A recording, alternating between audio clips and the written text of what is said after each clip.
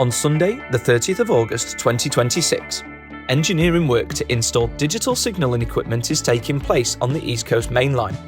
This means that there will be no direct LNER trains into London King's Cross. LNER will be running services to Peterborough, where modern, accessible coaches will be waiting to transport customers between there and Bedford. From Bedford, customers can connect onto Thameslink trains to London St Pancras. Alongside this, LNER will be running 2 special return train services to and from Bedford, calling at Newcastle, Durham, Darlington, Northallerton, York and Doncaster in both directions.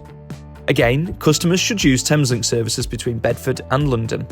The easiest way to book onto these special services is via lner.co.uk.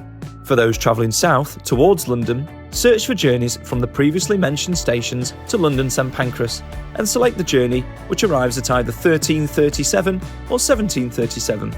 For those travelling north from London, search for journeys departing from London St Pancras, selecting Change at Bedford in the filter search. Then choose the journey which departs London St Pancras at 11:36 or 15:36. Some journey planners may suggest trains via Sheffield, Nottingham or Derby.